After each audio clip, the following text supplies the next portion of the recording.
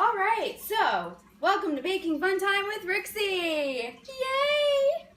This video is sponsored by the BakeItFun people who sent me this really awesome silicone mat.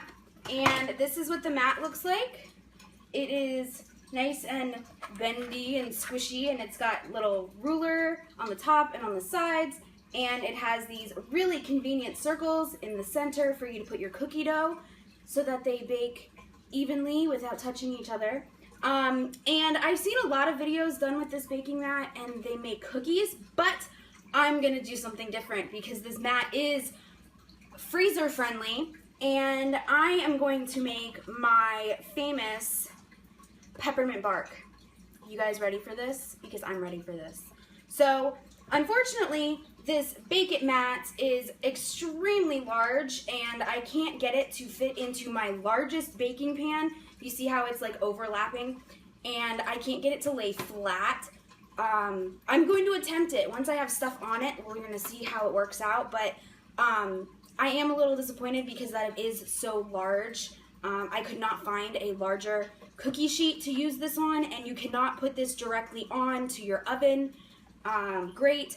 And as well as it has fibers in it, and you cannot cut this. They do recommend that if you do cut this or scratch it or break the silicone in any way, that you should replace it and throw out the broken cut one. So I'm going to attempt this with chocolate and freeze it and see how well the mat holds up and see how well my peppermint bark comes out, because this is the first time that I'm doing this, and I do peppermint bark yearly. Every Christmas I make my peppermint bark. So what you will need is the Bake It Fun mat.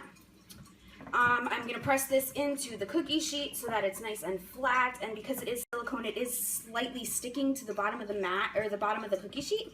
So hopefully it'll stay like that and stay flat.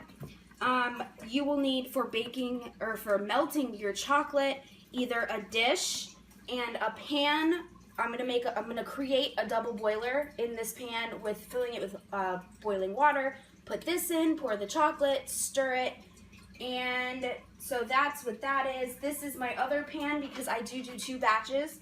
I don't have another Baking Fun mat, so I'm gonna try this with parchment paper, which is what I use every year, and I use magnets. Glass magnets or plastic magnets to hold the parchment paper to the cookie sheet, so that way it's not sliding all over. See, look at how awesome that is. And then, of course, when you make peppermint bark, you're going to need pure peppermint extract and a measuring spoon, which I use a 1/4 teaspoon of peppermint extract because I do put crushed peppermints into my peppermint bark, which I put over there. Normally I buy regular size candy canes, but this time I bought the little mini ones because they are super cute and fun, and I'm going to crush these into little powdery bits, so it makes it a little easier when you have the smaller ones. And what I do with these is I take them all out of the packages, I put them into a Ziploc baggie about a sandwich size, because you're not going to need a lot. I barely ever use this whole box.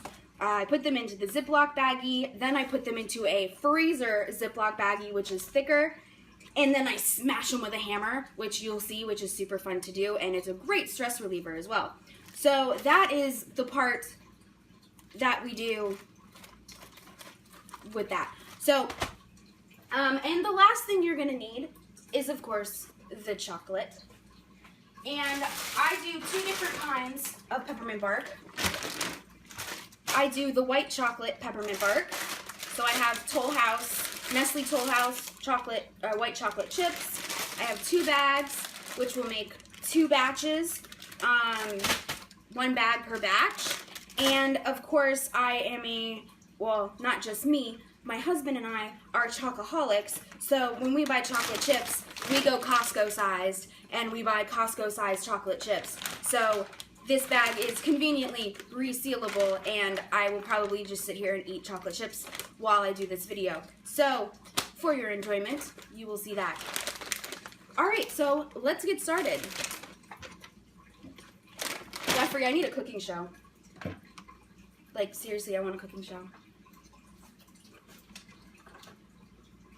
All right, so the first thing we're gonna do is we're going to put some water into this pan. I'm just gonna go ahead and put some water in the pan, and then we're gonna put it on the stove. And I'm gonna put it on medium to start because the thing with chocolate is it's very tricky. I do not use a candy thermometer.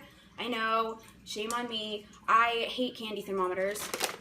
I do it by taste and touch, and I can tell with the consistency of it that if it's going to be good, and plus we don't want it to get too hot too fast because I do need to still crush the candy canes.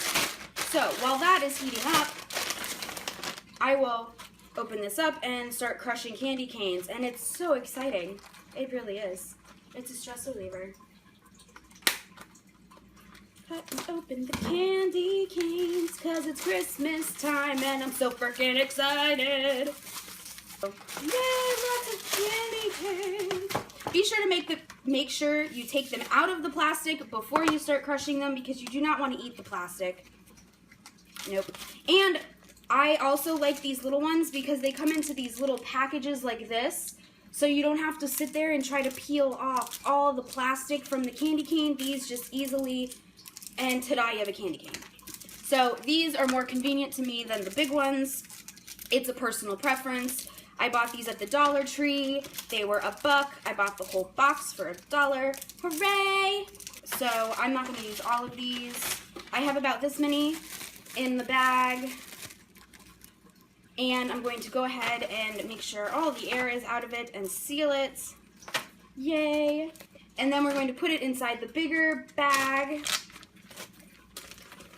So that way, if the plastic does break when you're smashing these, it doesn't get all over your kitchen or wherever you decide to do this. And then I use either a hammer or a rolling pin, which it's more fun to beat things with a rolling pin. So, rolling pin. And then all you have to do is just beat the crap out of the candy canes. My husband's looking at me like, you are out of your freaking mind, woman. There's a stubborn candy cane in here that won't break, so you know what we're gonna...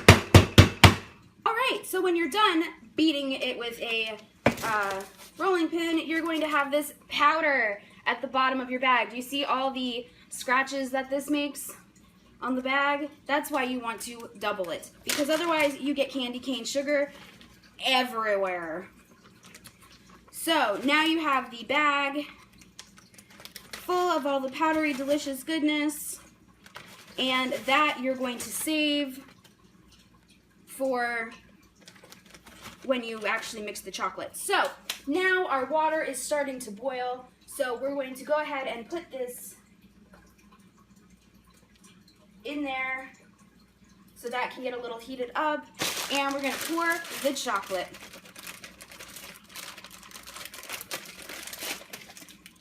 Pouring the chocolate into the double boiler. And I do about half of it at a time because I don't want it to get all, you know, stuff. And it'll pretty much just melt itself. You can do this in the microwave as well. And I suggest if you do it in the microwave, you do it for 10-second intervals, because if you do overbake the chocolate, it goes from solid chocolate chips to complete liquid to solid chocolate again if you overcook it. So you want to be very careful with that, which is why a double boiler is very good, because it doesn't get direct heat. Melting the chocolate, melting the chocolate. There we go. Now we're getting some milk, melted milk, white chocolate. And stir and stir and stir. So microwave usually works better for me. But however you want to do it is totally fine with you. Melting white chocolate is a pain in the butt. So now it's almost completely melted. As you can see, it is a lot more gelatinous or goopy like it should be. It should be more like the consistency of like super softened butter. It shouldn't be chunky. So I'm melting the chunks and breaking the chunks up with my spatula. And I already added the peppermint oil, so I don't have to add that again. Just about ready. It's like the consistency of frosting. All right, so then you have your baking pan with your BakeItFun mat, and I'm going to put a little bit of non-stick spray on it, because when this is chocolate and I don't want it to break in pieces that I don't want to break in pieces, so. And then we're gonna just glob this in. Glob it. Globby.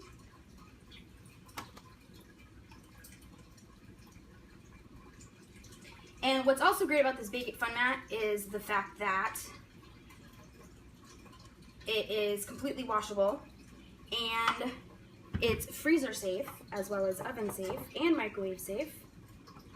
All right, so you're gonna spread it all over the mat so it's a nice thin layer.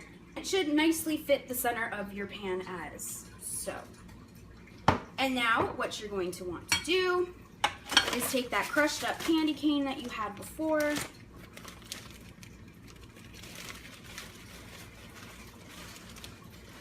and dig around in there and try to get some of the powder too, because that helps. And then you're just gonna sprinkle that right on top. Now, another thing you can do with your peppermint bark is food coloring. You can mix in red or whatever color food coloring you want for any chocolate, doesn't have to be red, into the melted chocolate, and then you stir that up and it will turn your chocolate whatever color you want. And if it's white chocolate, it works better. Dark chocolate, it's harder to get the color to show. Most of the times it just doesn't. And if you want to add a little more flavor to your, a little more peppermint flavor to your actual chocolate, you can mix in crushed candy cane into your chocolate as well. And then you will smear it all on there. So this is what it looks like before we put it in the freezer.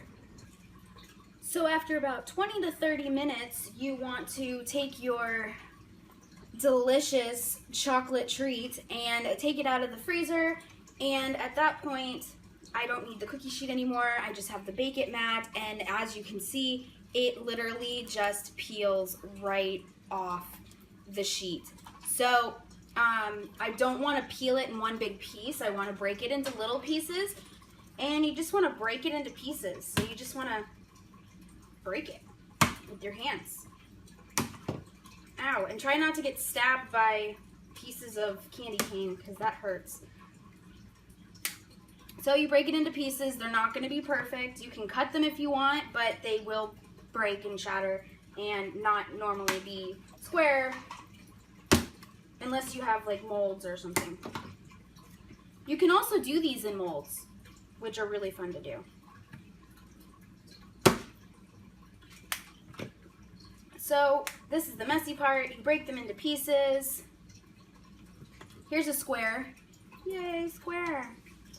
And then I'm going to wash all that off my hands.